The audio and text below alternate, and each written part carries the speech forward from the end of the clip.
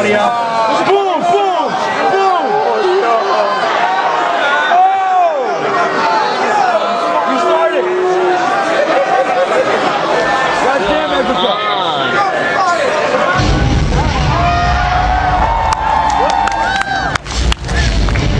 I'm going to find Black Mask.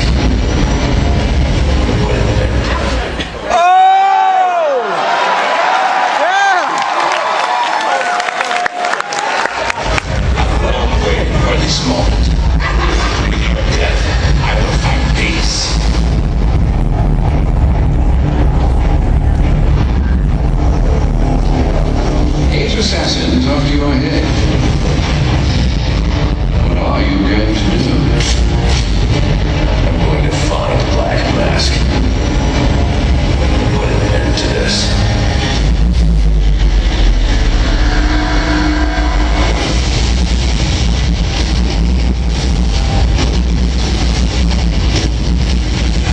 Tell him I'll pay you whatever you want. Make them suffer out public.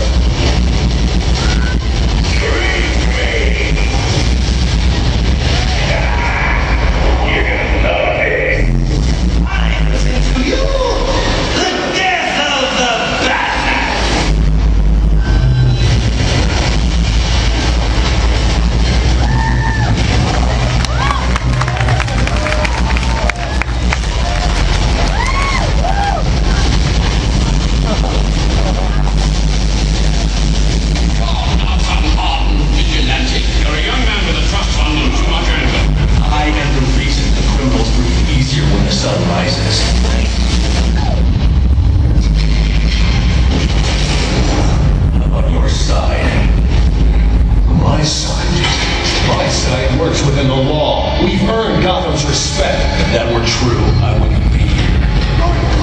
Fire! You've got nowhere to run.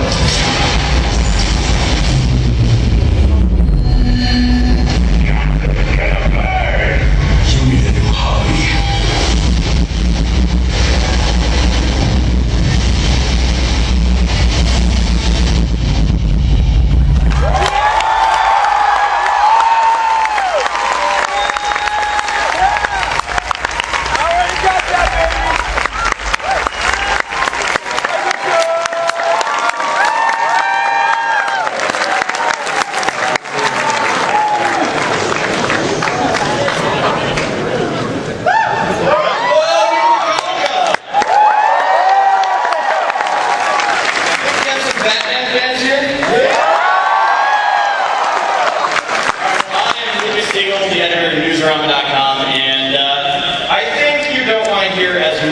As you'll want to hear from some of these guys.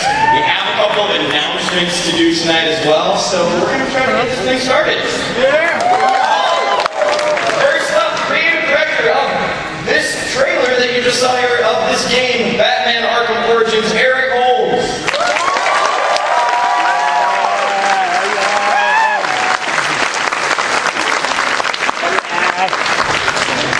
You just heard him do the voice. Right there. It's the voice of Batman, Roger Craig Smith.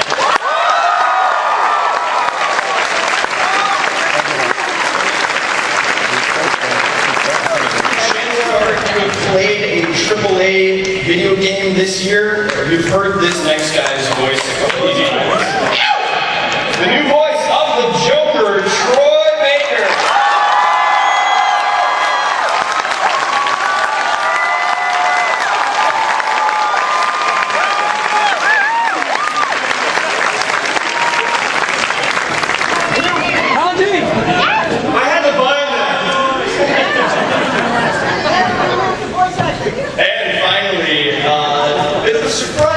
Here we have a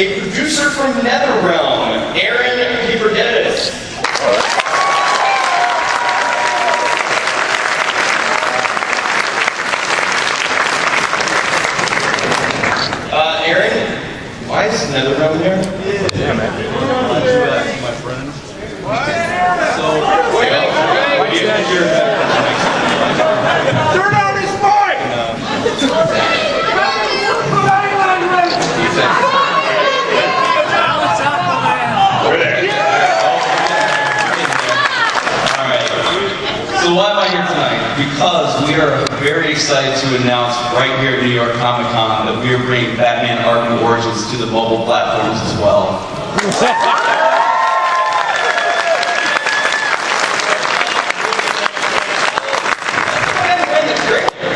Let's see it. Laptop feed. Laptop feed on the big screen.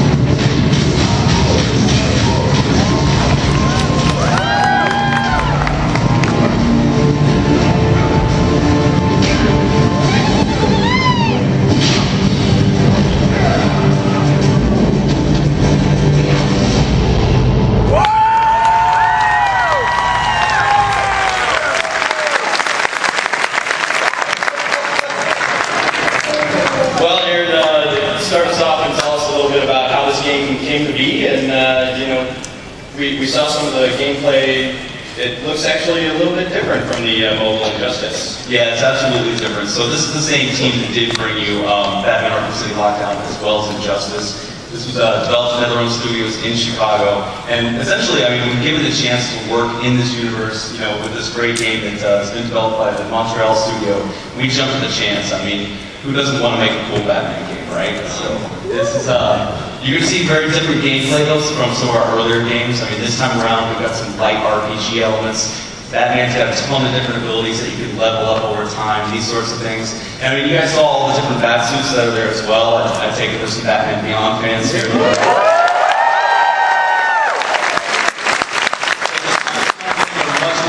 Visual aesthetic, these suits actually influence the gameplay.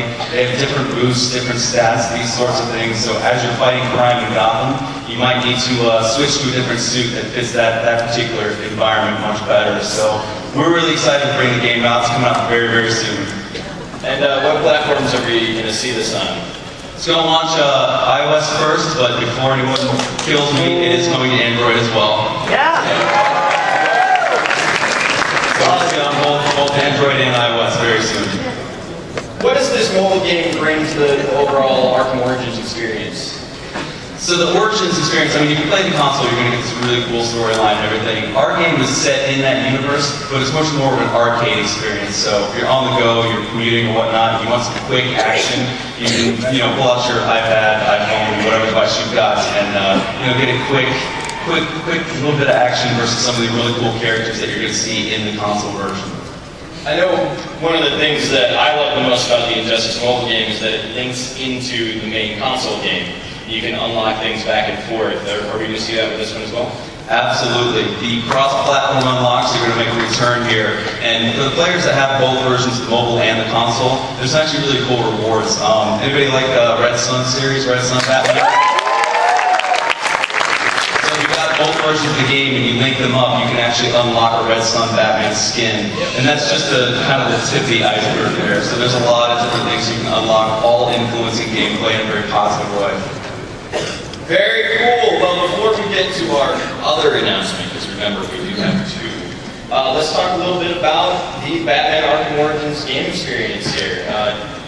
Eric, I want to start with you and just kind of talk about you inherited elements of the game. You inherited the game engine and assets from Rocksteady, who I think we all agree did an amazing job here.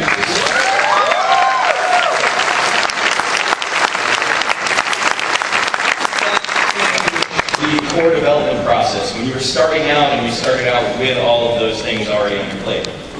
I guess we had a leg on straight away because we weren't starting a game picturing what sort of encounters we might take and building Prometheus rooms without any sort of mechanics. We were starting with, the Arkham City final product. So we already had raid fighting, we had Batman gliding and grappling around, we had a mature toolset for Unreal Engine 3, so we could really hit the ground running and really start building scenarios that work from the get-go. And we could really focus on what we wanted to add to that experience, what sort of new mechanics or enemies or encounters or locations. I know you're a big Batman fan and even a Batman historian of sorts. How do you balance the Batman moments with gameplay necessity? It starts with the hard one. I don't know if I have an answer to that question, but I think we've tried very hard to build a game that feels like an Arkham game, that feels like something which is paced like an Arkham game, which I think is one of the best parts of those games, that the amount of time you spend in a fight, the amount of time you spend navigating the world, the amount of time before you switch it up, you add a puzzle, or you add a stealth moment. So I think we tried to build our story, our new story, which is entirely new, involving a structure which is very much based on those previous games, because they really, they're two of the defining games of this generation in terms of action adventure. And I think that as a designer, I know when I played Arkham Asylum, I felt like my own design skills being stretched and really learning a lot from it. So we respect that game a lot, and we've tried to build off the model that's proven it. There's been some interesting comparisons that you guys have drawn to, of all things, Mega Man, because of the beat a villain, get his gadget kind of model. Can you kind of talk about your side of things and where that came from and how that fits into the story? That would be a good question after we run that video, maybe. I think there's a certain amount of time people like playing with things, like I said, that pacing element that is in the other Arkham games. Mechanics, enemies, the sort of stuff. I get this experience when I'm playing fighting games. There's a friend of mine I went to school with, and I remember when we got Street Fighter 2, and we were both playing, and he hammered me in the corner of the map, just firing Hadokens after Hadokens. He wouldn't tell me how to do the damn move, and I was really frustrated because there's nothing I wanted more than to shoot those things back at him. It was a point where I turned around because I learned how to do the Hurricane kick, and you could use that to go over the fireballs and things like that. And then he was very frustrated because he couldn't do his move, and I wouldn't tell him how to do the other one. So I felt like that was kind of a moment which told me about an atomic unit game, how long you spend doing something, you're back against the wall before you can turn it around and expect that you turn around, you get that feeling against the enemies in the game. And that's true for action games too. Like usually when a new enemy type is introduced or a new mechanic, he's introduced in a simple way, and then you can struggle with it. Then usually you get some sort of upgrade, some sort of ability, or you'll break through in terms of the skill of your own side as a player, and then you'll start to own that guy. And just around the time that starts to become commonplace, we change it because we add something else, or we take him away, or we give him a new ability. So the idea is to keep it constantly fresh, constantly engaging, maybe these small challenge, then some sense of mastery, and then change it so you don't get bored. Guys, I'd like you all to kind of talk a little bit about next year's Batman 75th anniversary. What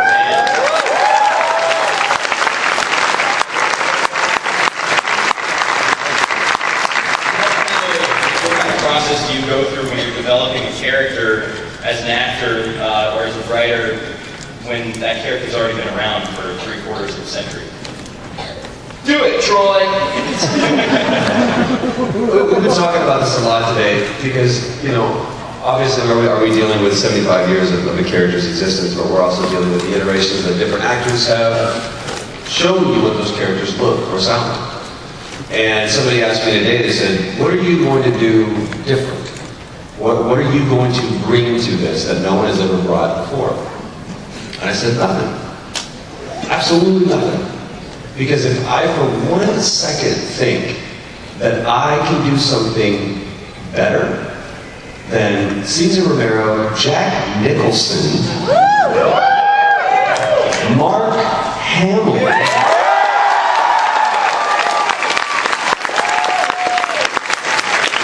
or Heath Ledger doesn't matter.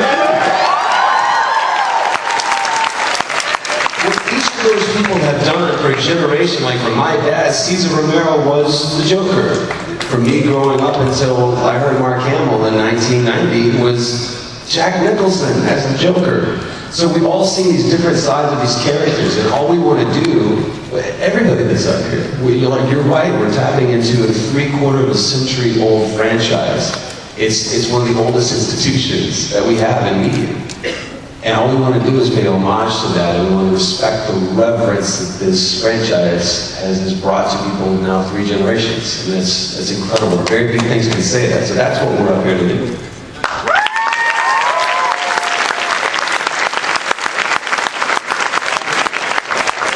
Should have let Troy go first. I wanted to do gooder and stuff. And, make it awesomer. We've been answering these questions all weekend, and honestly, look, Kevin Conroy is king.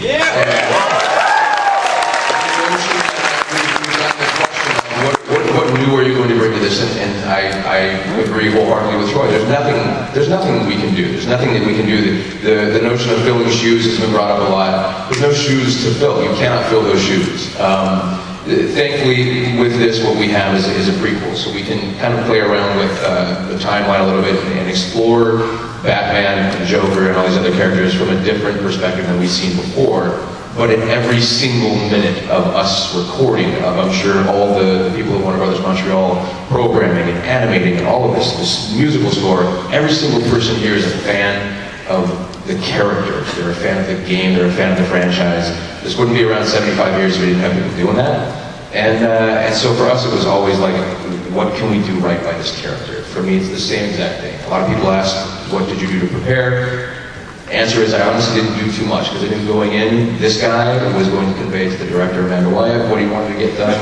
And they know so much more about the universe that they wanted to create and achieve with this than I could ever hope to come up with. I can remember I heard about the 75th anniversary and I misinterpreted that as, so Batman needs to be 75 years old. My choice as an actor was completely wrong to get that.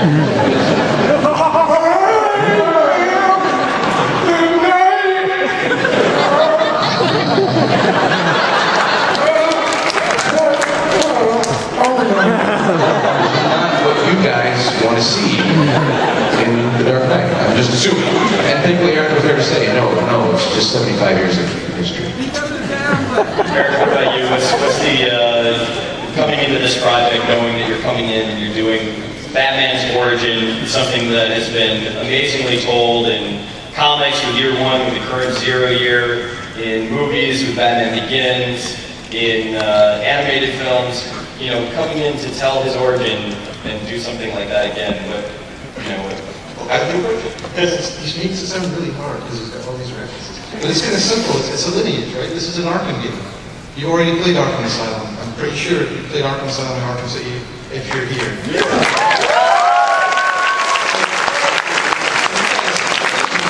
You've seen where those games started out. You saw where those games ended, but you didn't see how they got there. And you didn't see where they started out. And so we want an authentic Arkham experience, not just a Batman game. This is an Arkham game. And it's part of that story. In fact, it's a formative part of that story, a formative part of that world. You all know, it's not a spoiler, but James Gordon and Batman are going to be friends, right? What? You know. Ruin the whole game! Get out.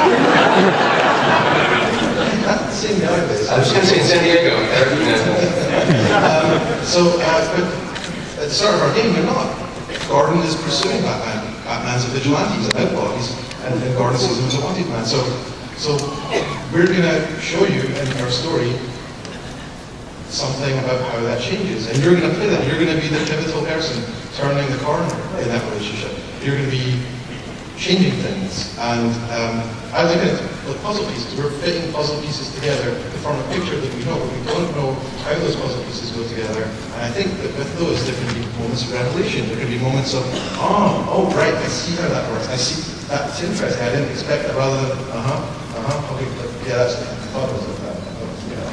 Instead, I think we should have a few surprises along the way. So I think that the thing which I'm most excited about and absolutely terrified about too, is when this game goes out, you guys are all going to play it and you're going to judge it. And I hope that you enjoy those moments. I think that we've taken a few risks along the way, and I hope that's worthwhile. I think we'd be doing you this service if we didn't try and take a few risks, because the Arkham games have been, the great games by Rocksteady. They are very innovative, they're very exciting, the quality of everything in there is very, very high, and so we've been very selective of what we've added, be it moments, features, occasions, to try and match the quality of these games. And so the story, I think, is the thing all that stuff hangs off of. There's no point in adding new enemies if you're not adding something to the story. New features, new gadgets, they have to come from the story. And so, I guess I'm kind of meandering now, but what was the question again? What did you have for dinner? Is that water refreshing? That makes sense. Obviously, another part of the big development process here was casting these two. What can you tell us about?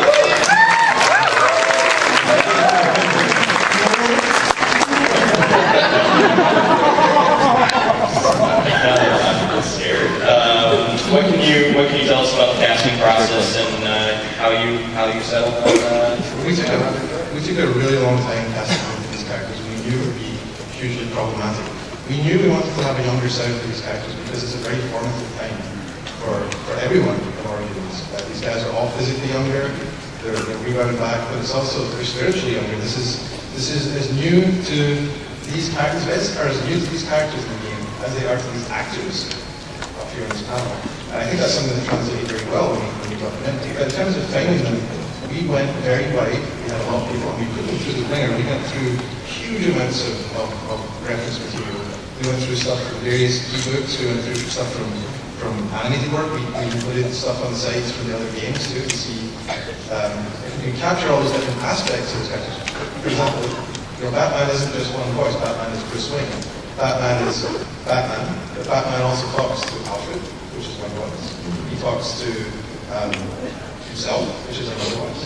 And then there's also talking to his enemies, but there's also this other part where he has to inspire fear in other enemies and really bring that out. And we wanted to make sure that whoever we got didn't just have one or two of those, that they could have all of these, and that they could bring something not just interesting and original and beautiful to it, but also have that authentic sound that they could sound like, when you hear it, that guy will eventually become Kevin Arnold's Batman, or in the case of Joker, become Mark Hamill, have a lineage, they have a connection. Do you guys want to talk about your perspective? No. Right? Longer than most casting and music.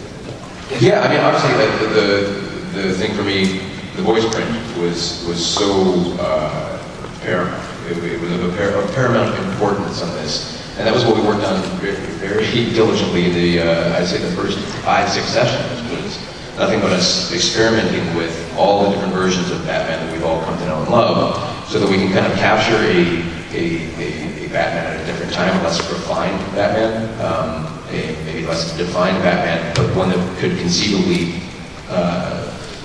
make sense that you would see this guy transitioning into Kevin Conroy's Batman, or at least all the other versions of Batman that we've come to know.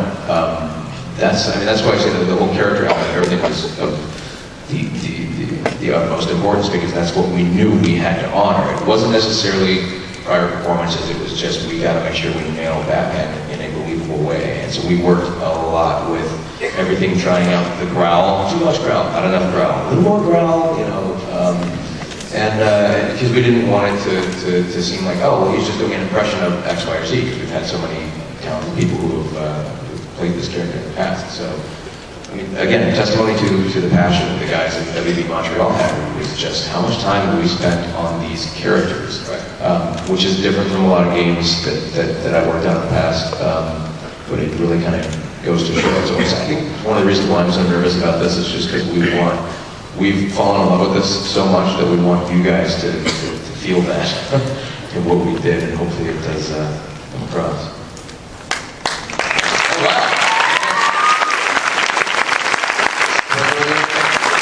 The way Batman talks to all the bad guys, I just added a southern accent, which I'm hoping you guys it's a choice. Again, I hope you guys agree with that.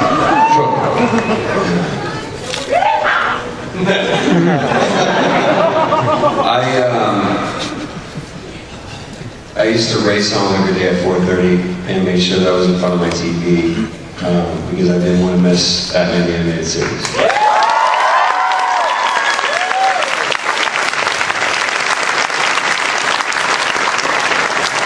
And I would tape VCR.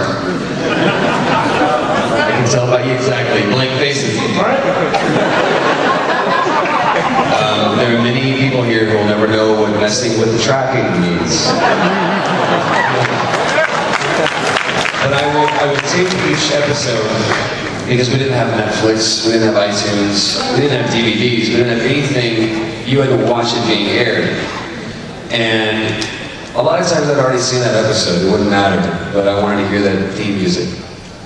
You know what I'm talking about?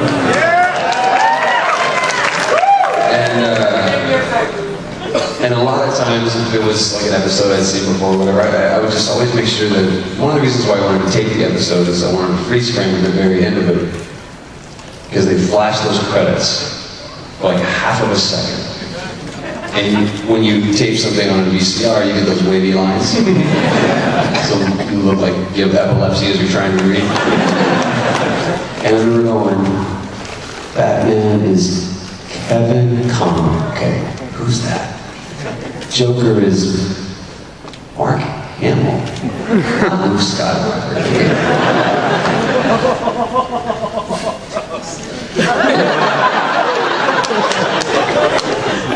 And that 12-year-old kid that sat in front of that TV every day at 4:30 or at 4:59 weeping that that episode had ended, and caught up in his own reverie of what he wanted to do in his future life, could never imagine sitting here.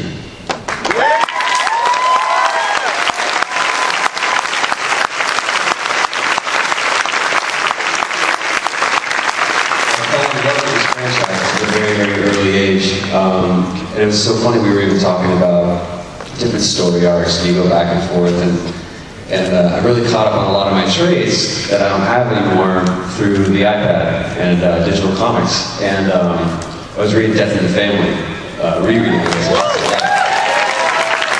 And you know, you can swipe over to the left and it's like, continue reading in this arc? I'm like, yes. And 25 years after I held this trade in my hand, I'm looking at the Batman Year 3. And that's a big moment, you know, because and especially it was like as we're flying out here, so all this comes, you know, rooting back, and it's really been crazy. And thank you. That's how much I'm killing right now. All that to be said is, you know, it's not just a 37-year-old man that walked into that booth to audition for this, but it was a 12-year-old kid too. And all of the years in between, and all of the trades, and all of the shows, and all the movies, and all the everything, you know, that comes along with this. So, but I had no idea originally when we were walking in to audition. I had no idea what we were auditioning for. Everything was in coding. I was sure it was Pikachu. So yeah, it was crazy to, yeah, that audition process, just the whole process is just disgust. I'm just gonna talk about it. I also gotta give a shout out to my boy over here who's helping out our hearing impaired friends, bro.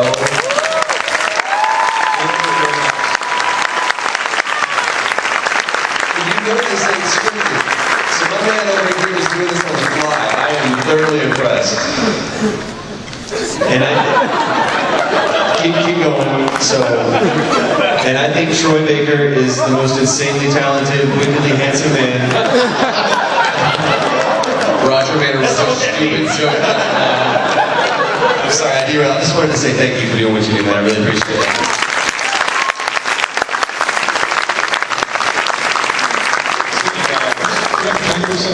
So some people say that they're fans and then they watch things and yeah, I know all about Batman. I did read a comic book. Batman was in it. This he sent in so much material to go through to prove, along with all these other really great actors that did the audition. But we sent him so much material. We sent him stuff, like I said, from the other Arkham games to prove that we could get something authentic to that. But we also sent him some of our favorite stuff to see just where he could take it. We sent him stuff from Return of the Joker, the big monologue at the end there, which he killed. We sent him, I think my favorite thing though was hearing for the first time the Joker killing joke monologue from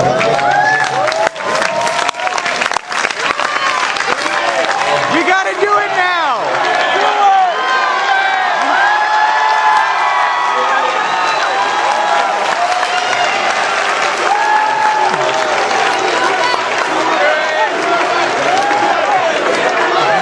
Shut up. I don't, hang on. Like you haven't memorized. Hang on. What?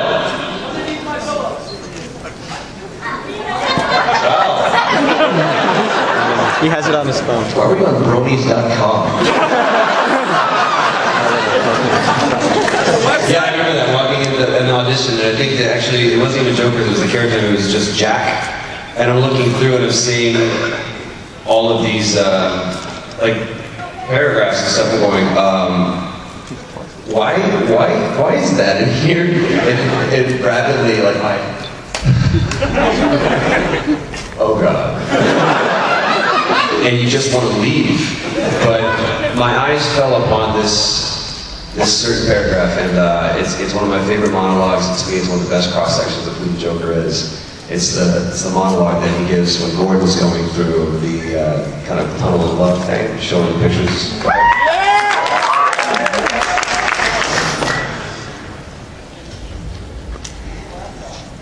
Memories can be vile. Lots of little brutes like children, I suppose. What can we do without them? Memories are what our reason is based upon. If we can't face them, we deny reason itself. Although, why not?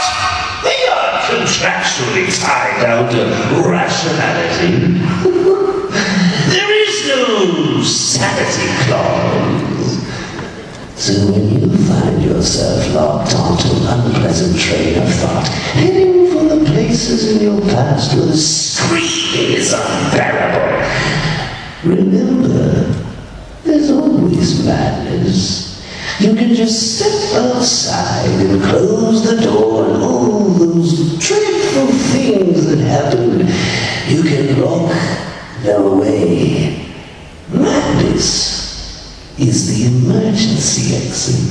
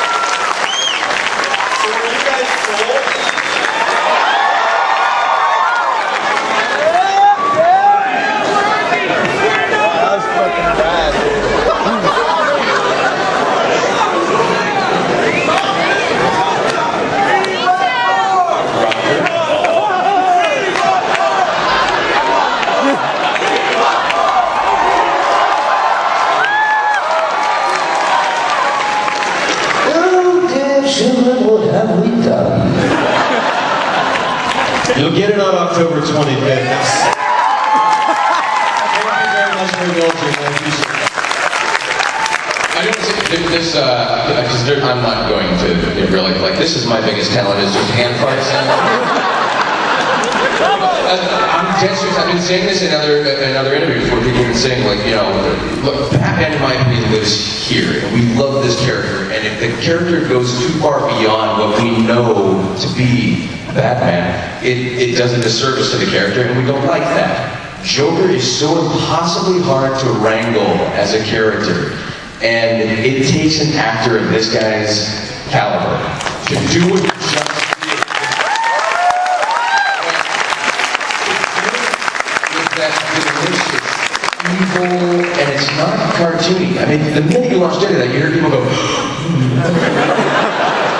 and one of my favorite moments of this game was arriving early because I'm professional, and I arrived early to the session, and you were still working with another actor at the time, and I sat at the top of the stairs, and you didn't know I was there, and I goosebumps right now because I sat in and heard. I hadn't heard what he was doing with the character up until this point, and I sat there and was literally looking around the room at the other people who had already been privy to this, and so they were just like, yeah, that's good, try it again, we're gonna do it. And I'm sitting around going, hearing this? This is insane. I mean, I literally got goosebumps, right? And just right now, that was insane.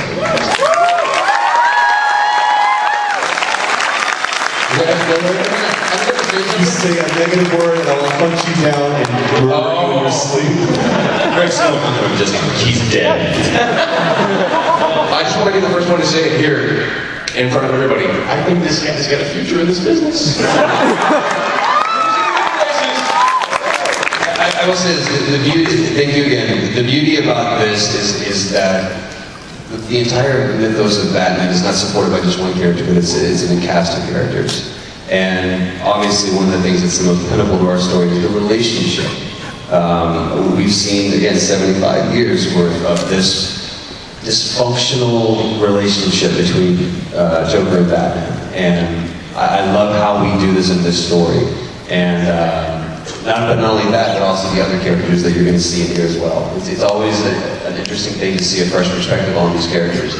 But as these characters are the basis of our story, as the relationships between them, the team, there's 150 people that are up in Montreal that are taking what I just did and giving it to you as the Joker. And it cannot be said enough how hard and how grateful I am that those people took. We did facial capture, like just camera for reference and stuff, how those people took my goofy face and turned it into that delicious face. So you have to applaud their efforts as well.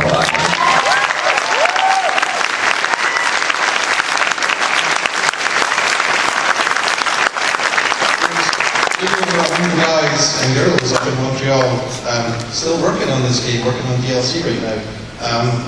We deserve to be up on the stage to hear the applause you've given, so thank you. Montreal.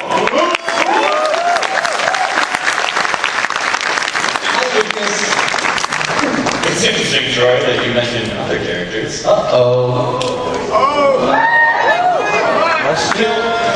One of the things that really defines Batman is his villains.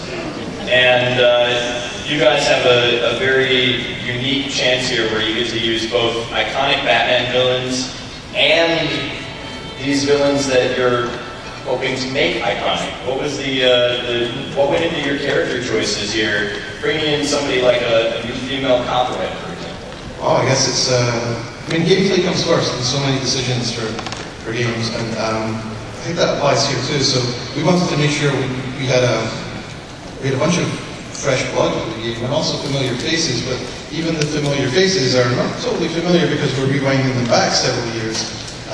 Origins takes place in year 2 of Batman's career, long before he's fully accepted by the city, long before he's understood as a kind of concept. So in our story, he's kind of an urban myth at the start. There's never been a photograph, a successful photograph. There's been little glimpses of focused shots of him, but people generally, they don't really know if he exists. And the people that do know he exists because they had a very bad day when they met him. What do you look like? Pain? So I guess with all of our characters, even the ones you've seen, like you've seen Bane in the other Arkham games, but you've also seen him in that trailer there. He doesn't look the same, and there's a reason for that. As you play the game, you'll find out a bit more about that reason. But every one of these changes isn't just because it's Tuesday and we're going to change Bane, right?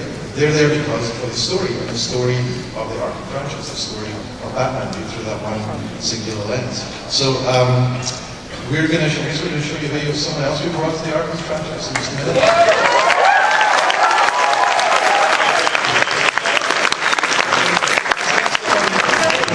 It's not someone all you guys are sitting there waiting for going, I know. Crazy Quill!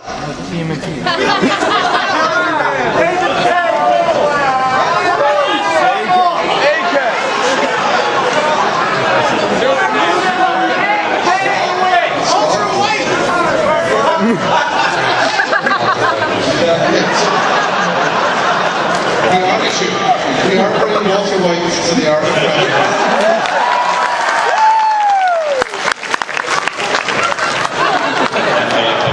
He is the last assassin.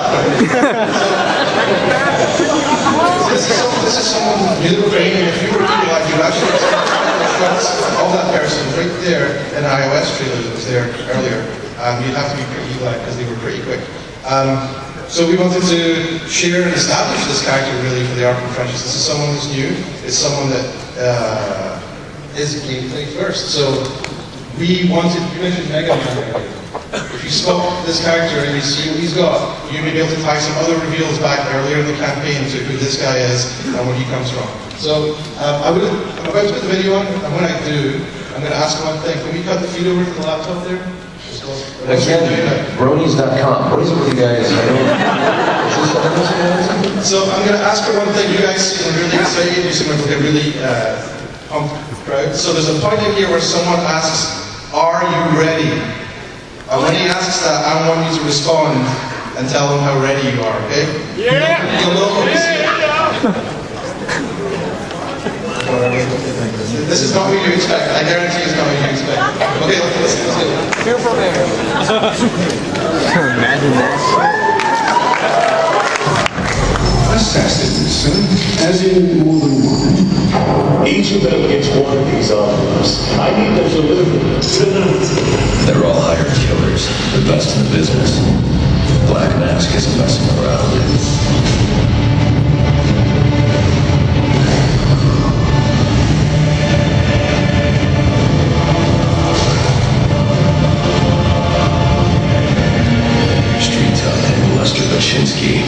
Calls himself Electrocutioner.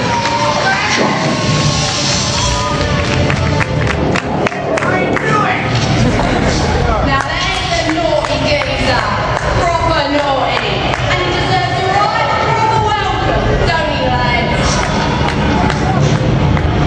To save you a lot of trouble coming here, Batman.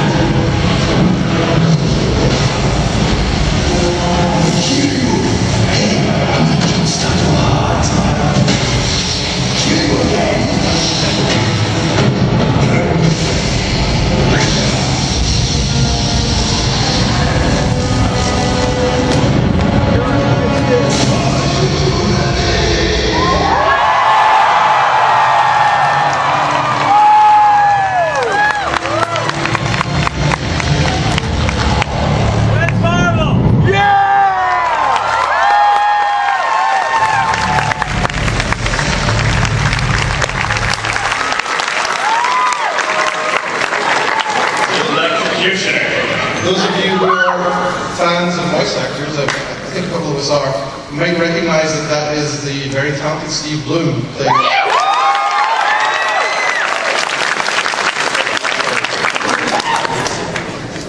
Okay, can we go now? Look at that. So the Electrocutioner is a character who has that Mega Man element.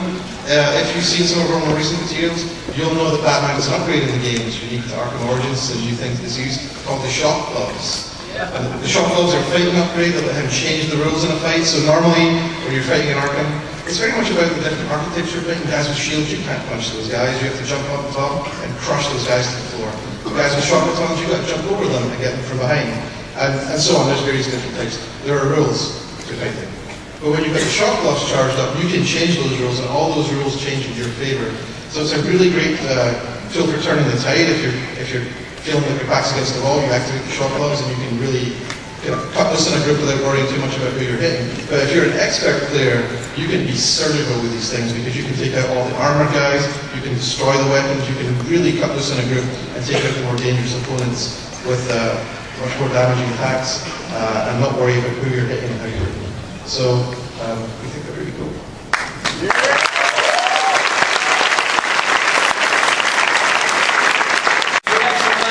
So if you want to line up at these nice right here and ask some questions in this madness. Sorry. Pardon me. I'm never gonna ask one, but whatever, so I'll get online.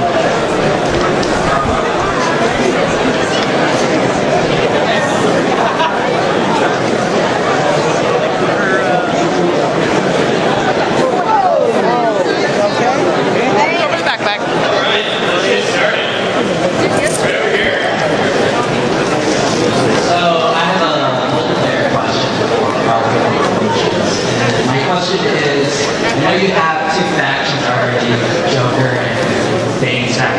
You plan on adding any other factions? Well, so what you're referring to there is multiplayer, right? Yes. And that's essentially the main thing. There's PR things with respect to what we can say and what we can't say. And I'll actually be honest, I don't know. That's my answer. Because Warner Bros. Needs to know where we're working in the campaign.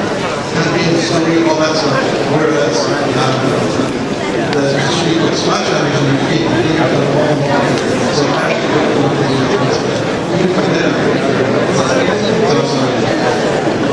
over here. How's it going? Quick side note, Arkham Origins is the first collector's edition game I'm ever gonna own. Nice. So I can't wait to own it. My question for all three of you. What difficulties did you guys have in your respective roles in this game, for example, in creating this new prequel in this new world, but keeping also in time when it wasn't Arkham games, and you, Mr. Baker, and Mr. Smith, in terms of shaping your legacies with Batman and the Joker? Why don't we start with that? I would say that the challenge that we have is just an inherent challenge. It's given when you have a character who's been so received and so innovated upon. You don't want to do anything that is going to in any way disservice that role. The beauty of it is the character is so strong that if I think that I'm so talented that I can screw it up, that's really my ego getting involved. You know what I mean? We have a great team. We start with a great story. It comes out with a great direction, and then we have somebody to step into that role and be honest. I mean, from an honest place to the character. Challenge for me was just trying to really get all that pressure, and the sense that this day would come out of my head. I can't get used to that. People were like, oh, you're Batman. What? No. What? No. Because of that. It was just a sense of trying to focus on what I call pleasing the people on the other side of the glass. Amanda, the voice director, Eric, things that everybody was going, yeah, that's what we want to capture. That's what I had to focus on so that I could sit there and just bark in front of the microphone and not thinking about the history. It grabbed me very Short answer would be because we want to do it, because there are so many characters, there are so many gadgets, there are so many things we do as a vehicle that we want to choose a small number of things to do it well and obviously. That meant we couldn't do every idea that we had. And so that's don't be then we are.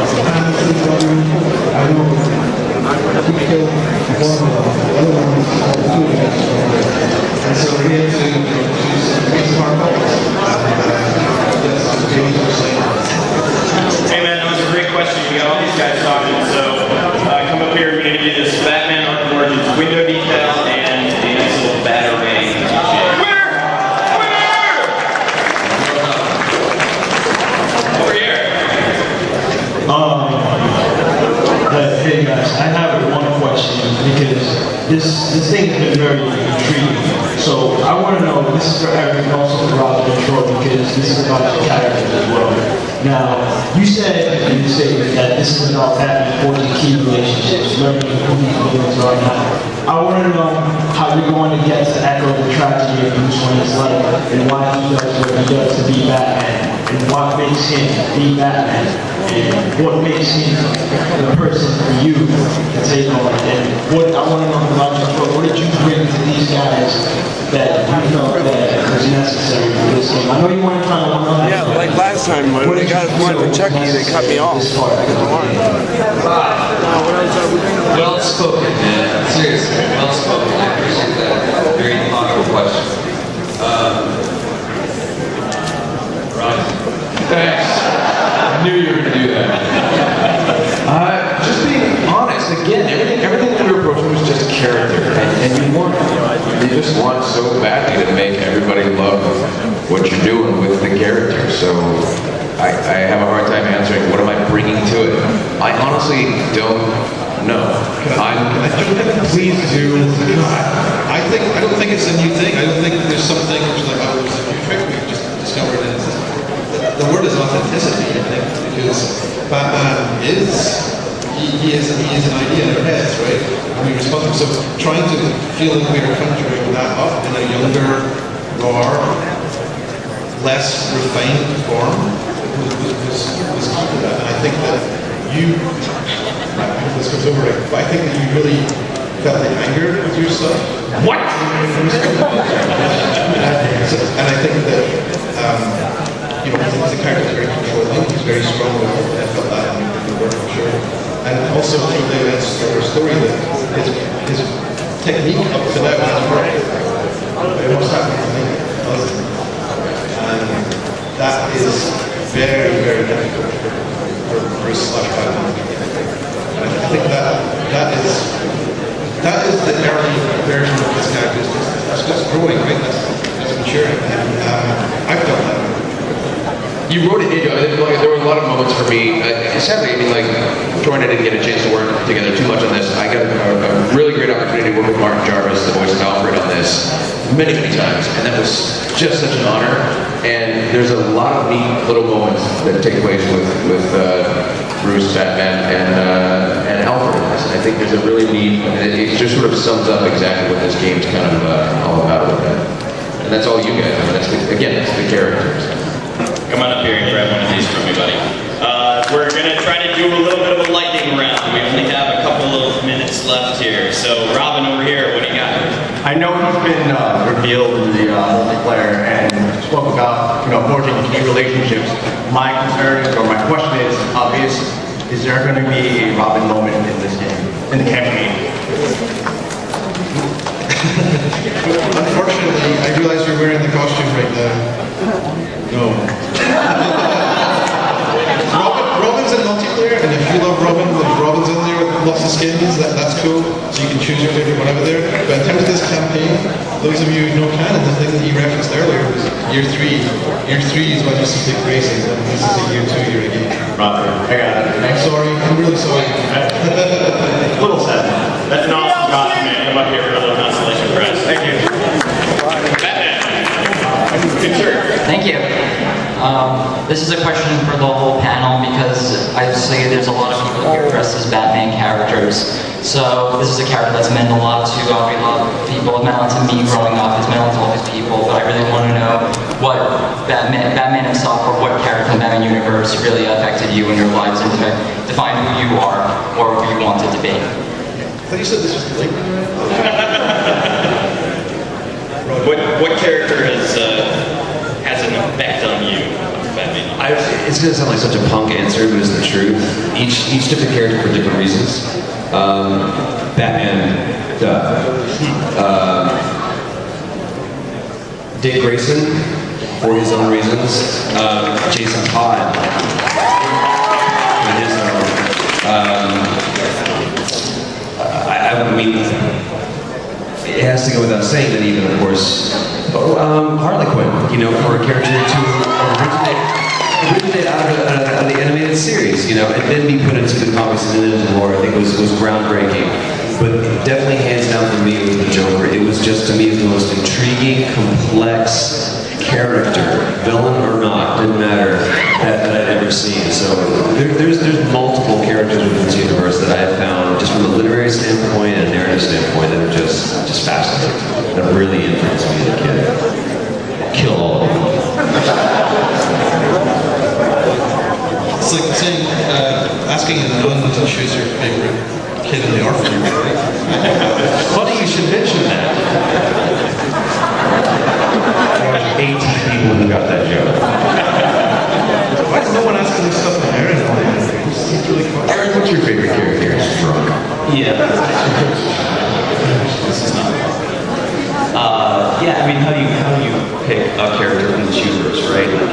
there's just all too many cool ones out there.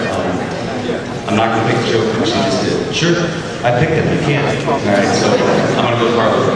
I mean, not good. Okay. I'll give you our phone. Moving on. But you can keep it.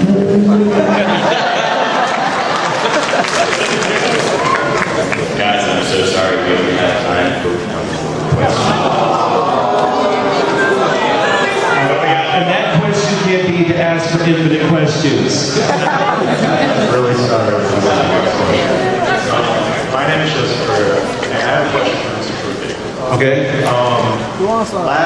Just the other week, there was a video, just to segue for a quick second, where your role of Last of Us, where you wrote a song, and I had no idea that you had such a beautiful singing voice. Oh, thanks. So I have a request. Is that supposed to and everything. If you could sing Which one? a line as a joke. That is not a question. That is not a question. That's not a No, he has to sing it in the voice of the joke.